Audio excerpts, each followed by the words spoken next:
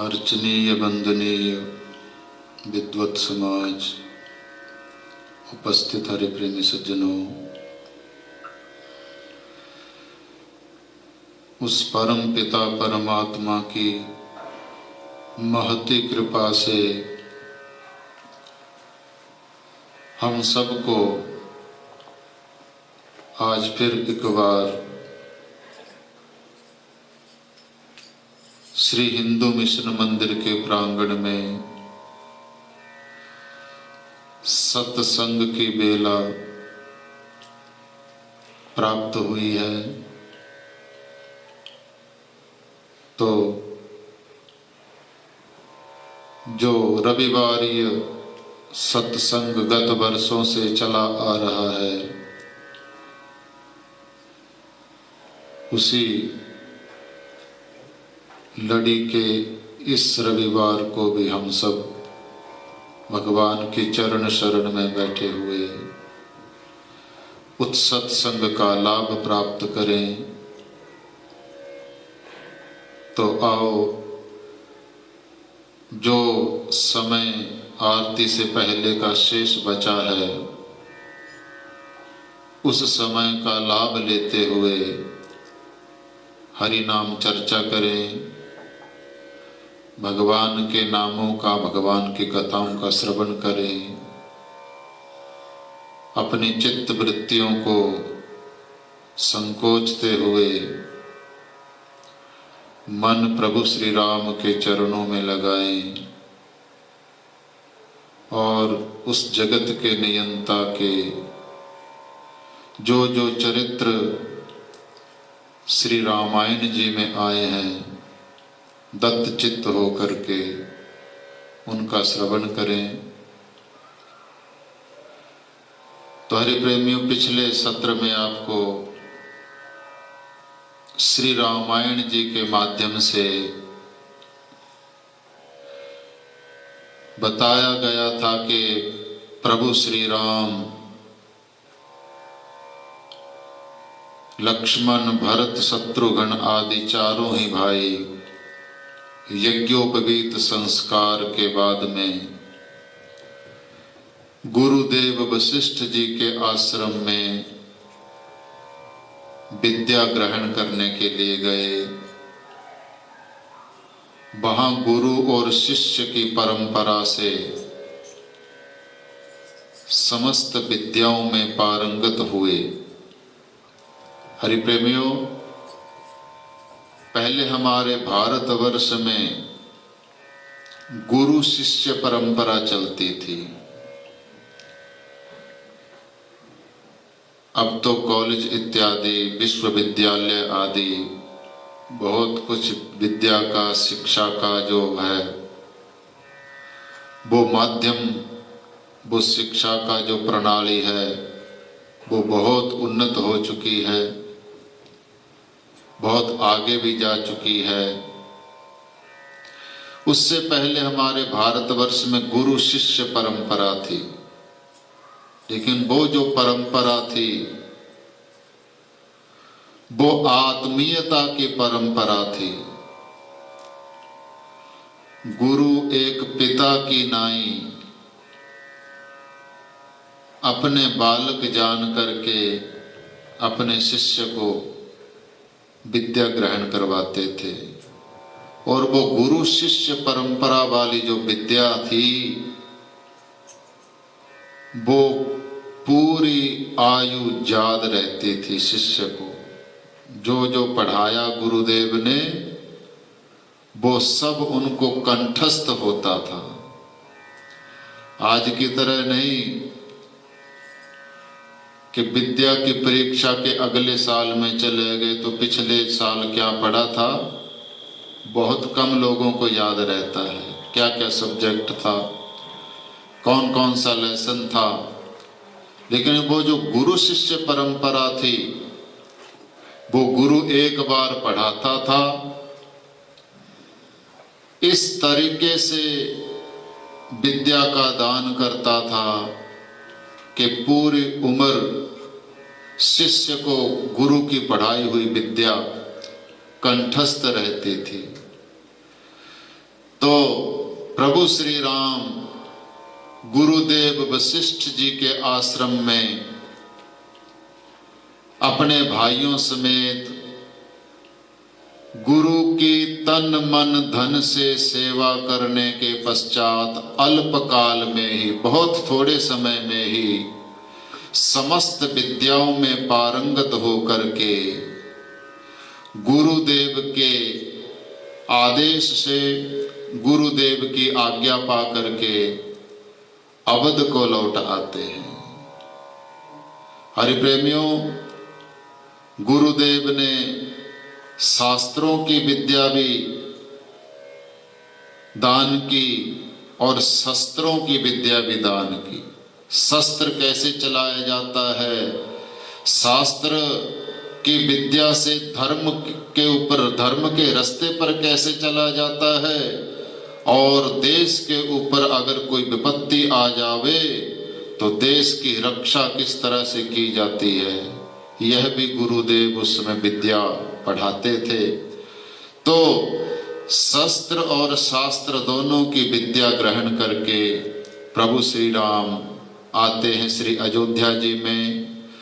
अब किशोर अवस्था के हो चुके हैं प्रभु श्री राम, चारों ही भाई किशोरावस्था में प्रवेश कर चुके हैं, और जो है अब चारों ही भाई धनुष बाण इत्यादि धारण करते हैं। पूरी अयोध्या के निवासी उन चारों ही भाइयों को इतना अपनापन देते हैं, इतना प्रेम करते हैं कि अयोध्या वासियों को भी ऐसा नहीं लगता कि ये केवल श्री दशरथ जी और कौशल्या मैया के पुत्र हैं। उन सब को वो अपने पुत्रों की नाई लगते हैं, और प्रभु श्री राम भी सबको आदर सत्कार यथा योग्यवत प्रदान करते हैं। और घर आकर के क्या करते हैं प्रभु श्री राम के प्रातः काल उठ के रघुनाथा, मात पिता गुरु ना वही माथा। मर्यादा बांध रहे हैं प्रभु श्री राम। गुरु के प्रति का क्या मर्यादा है, माता पिता के प्रति क्या मर्यादा है, समाज के प्रति क्या मर्यादा है।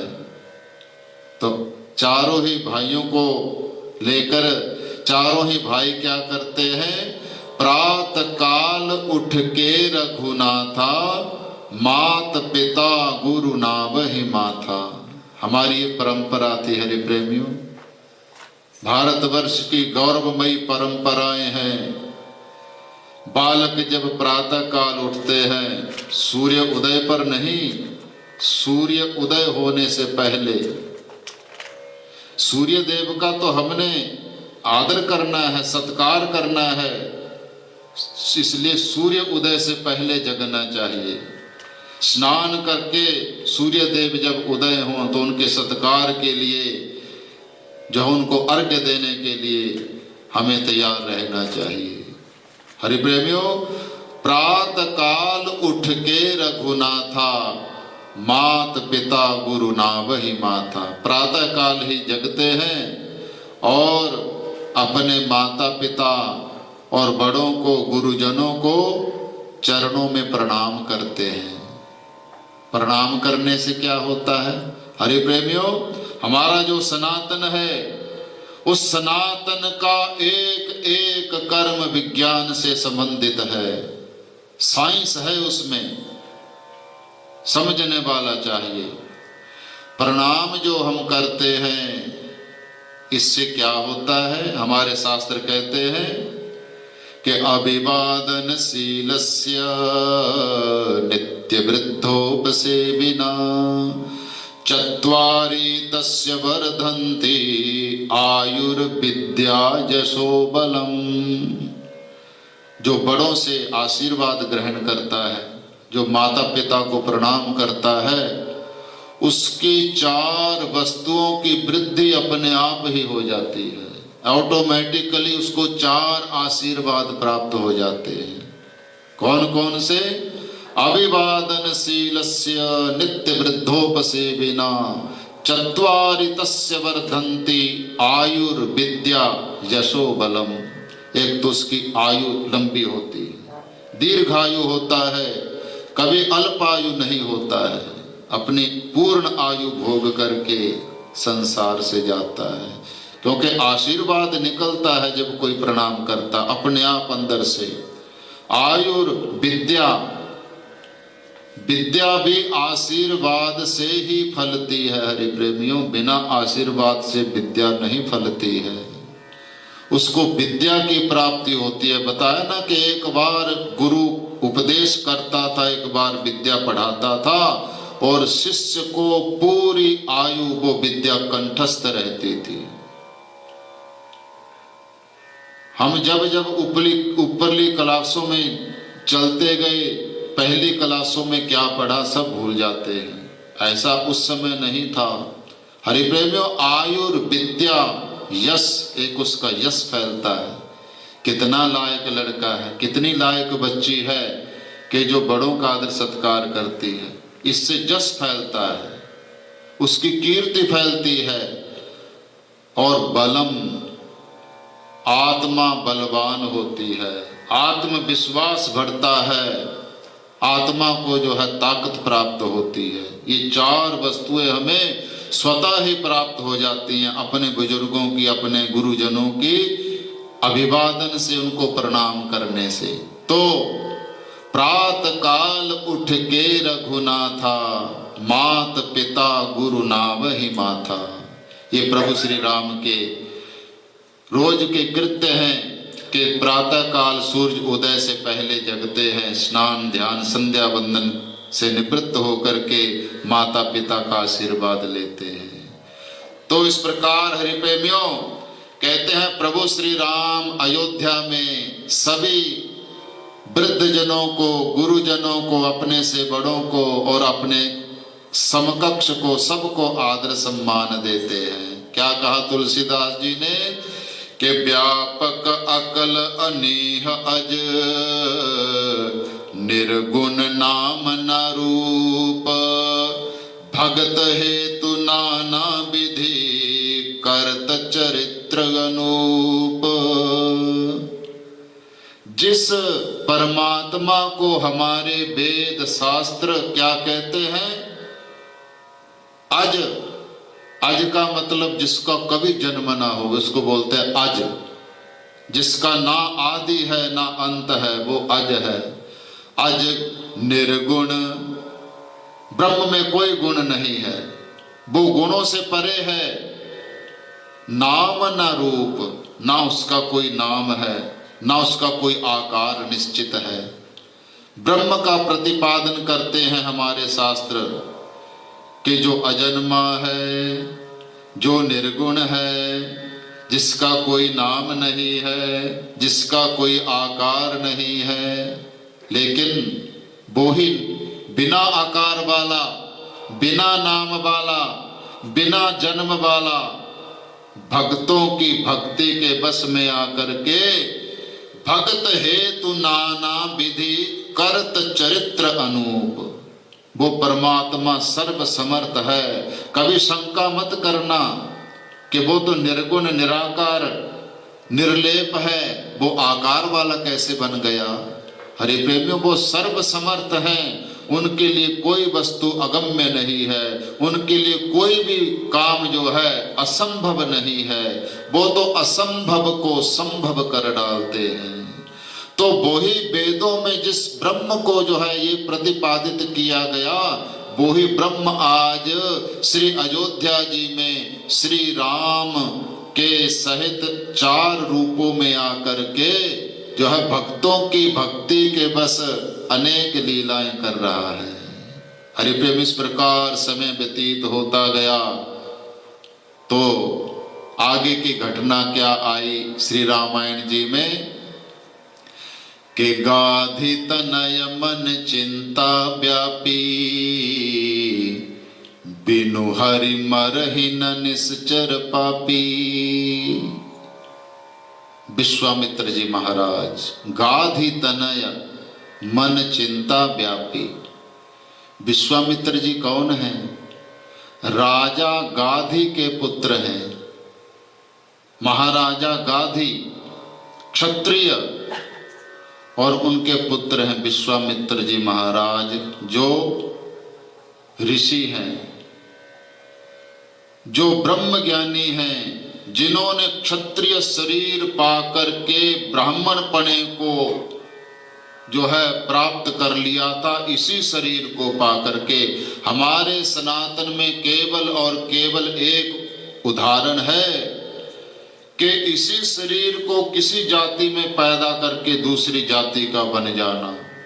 हरि प्रेमियों, ऐसा कर्म किया विश्वामित्र जी ने कि क्षत्रिय देह से ऊपर उठ करके ब्राह्मण देह को जो है प्राप्त कर लिया था, अपने भजन से, अपनी तपस्या से। ये कैसे हुआ? राजा का पुत्र, राजा के पुत्र में तो राजा के गुण होते हैं।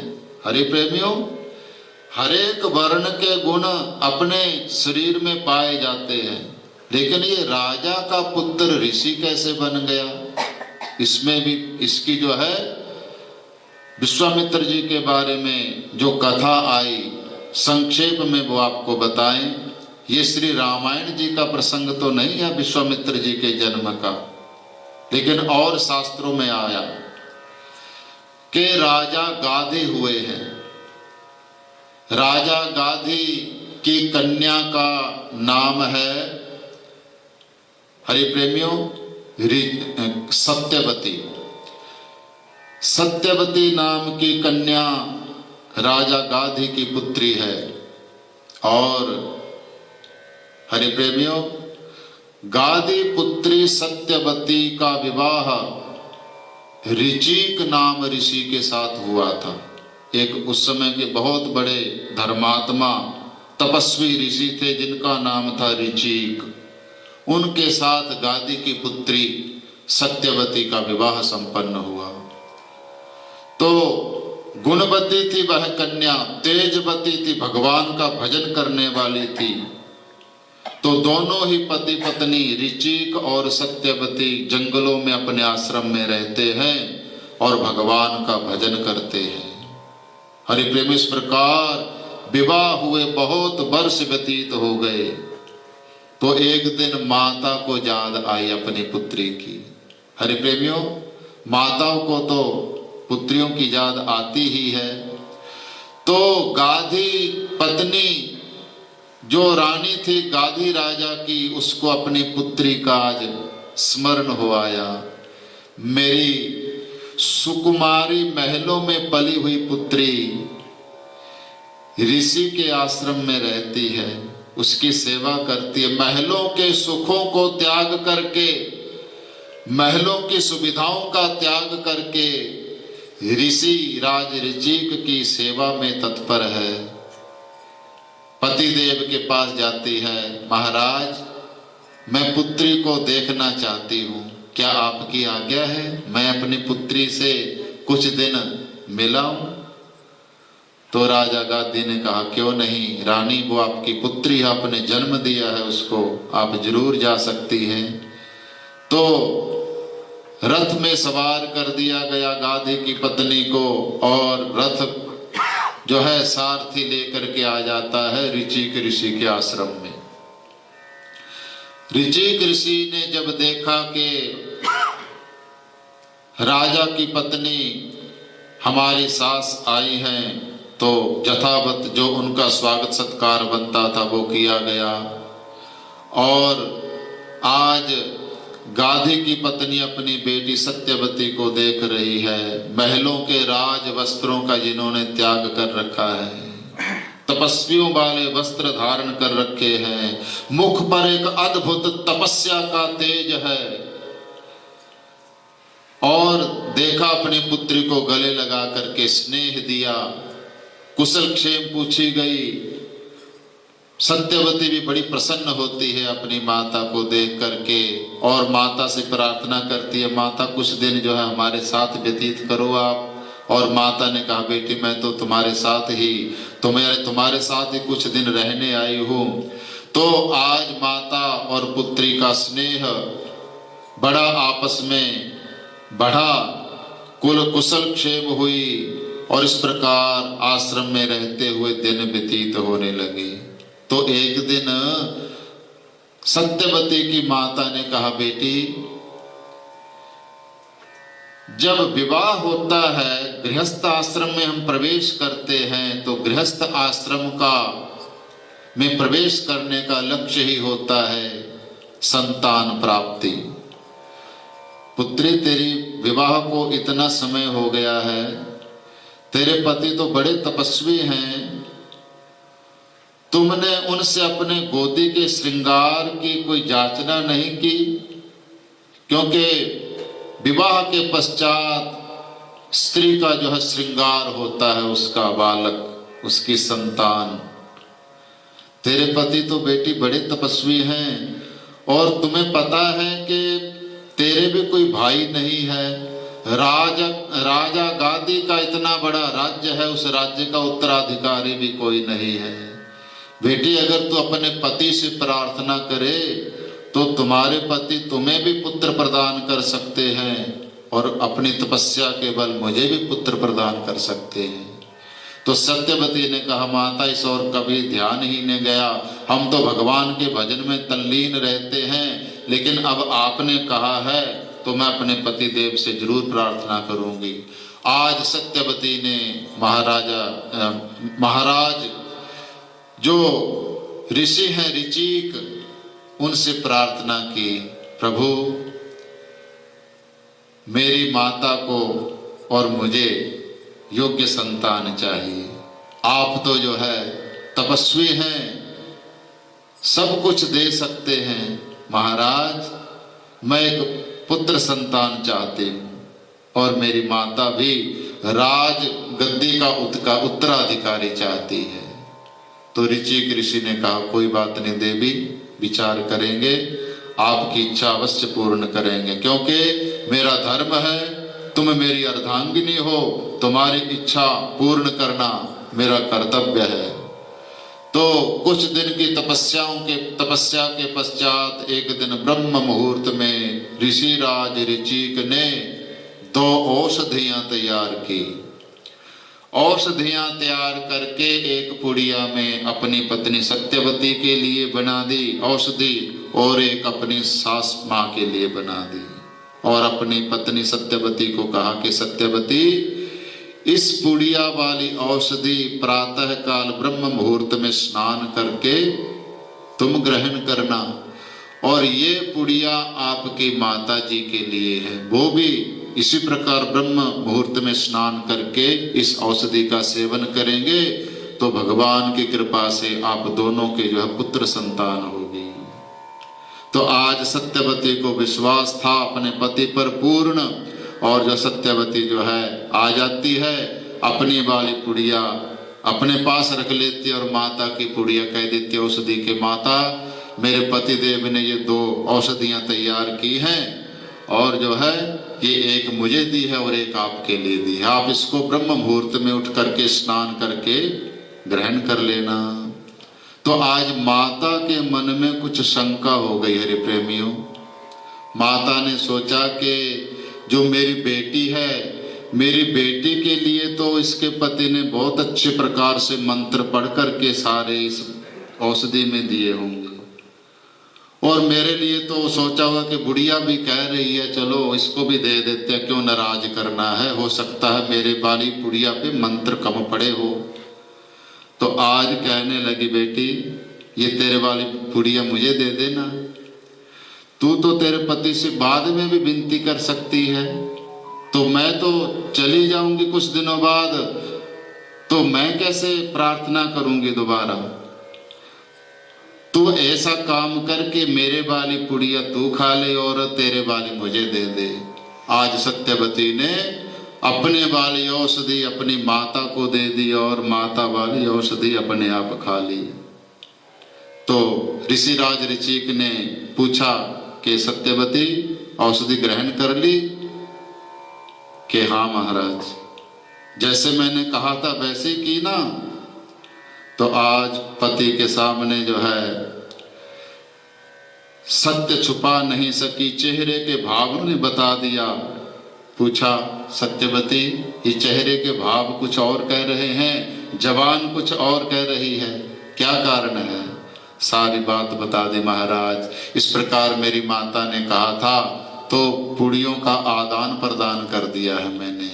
माता वाली पुड़िया मैंने ले ली है और मेरे वाली पुड़िया औषधि मैंने माता को दे दी। तो ऋषि कहने लगे, सत्यवती ये तुमने क्या किया, बड़ा अनर्थ कर दिया तुमने।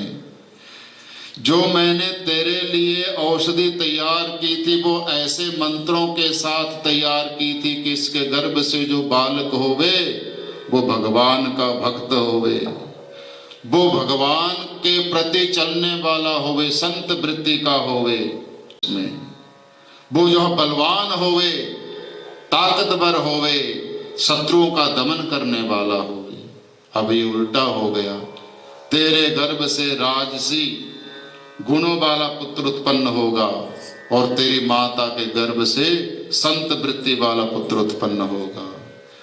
तो सत्यवती आज चरणों में गिर गई थी। पतिदेव, जब ऐसा राजसी गुणों वाले पुत्र की माता मैं कहलाऊंगी तो दुनिया वालों का मुंह थोड़ी पकड़ा जा सकता है, वो क्या क्या आक्षेप करेंगे मेरे ऊपर। प्रभु आप ऐसा पुत्र मुझे प्रदान ना करें। तो पत्नी की विनती पर ऋचिक महाराज ने कहा था कि सत्यवती पुत्र तो ऐसा ही होगा, लेकिन हम अपनी तपस्या के बल ये जो गुण अब आएंगे तेरे पोते में जरूर आएंगे। तेरा बेटा तो संत वृत्ति का ही होगा, लेकिन तेरा जो पोता होगा वो राजसी गुणों का होगा। तो हरि प्रेमियों, गादी की पत्नी के गर्भ से विश्वामित्र जी महाराज हुए थे। राजा के पुत्र होते हुए भी संत वृत्ति थी। और सत्यवती के गर्भ से हुए जमदग्नि महाराज, वो संत वृत्ति के ही हुए, लेकिन जमदग्नि और रेणुका के घर में परशुराम जी महाराज का जन्म हुआ था, जो आप जानते 21 बार क्षत्रियों का जो आतताई थे उनका संहार कर दिया था। तो परशुराम जी में जो है राजसी गुण आए और विश्वामित्र जी राजा का पुत्र होते हुए भी राजपाट को त्याग करके जंगलों में बैठकर तपस्या की। हरि प्रेमियों, ऐसे मंत्र शक्ति होती थी पहले। तो वो ही गादि तनय मन चिंता व्यापी, बिनु हरि मर ही न निश्चर पापी। विश्वामित्र जी महाराज जंगल में रहते हुए जो है अपना यज्ञ आदि करते हैं। ऋषि मुनि पहले समय में जो है यज्ञ आदि में तल्लीन रहते थे। तो जो राक्षस होते थे, राक्षस मरीच सुबाहु इत्यादि, उनके यज्ञ में विघ्न डाला करते थे। तो आज विश्वामित्र जी अपने शस्त्र छोड़ चुके थे, वो भी राजा थे। ऐसा नहीं था कि वो दंडित नहीं कर सकते थे उन राक्षसों को, लेकिन वो शस्त्रों का परित्याग कर चुके थे। उसका भी रहस्य बताएंगे, उसका भी कारण बताएंगे, शस्त्र क्यों त्याग किए थे और तपस्या को क्यों अपनाया था। तो समय आज का हो चुका है। विश्वामित्र जी महाराज का अयोध्या में आगमन कैसे हुआ, प्रभु श्री राम जी को लेकर के असुरों का संहार किस प्रकार से करवाया और क्या योजना थी, क्या कारण था श्री राम जी को विश्वामित्र जी का अपने साथ ले जाने का, ये सब जो है आने वाले अगले रविवार ये सत्र में हम इन विषयों को, इस विचार को आगे आपके समक्ष जो है रखेंगे।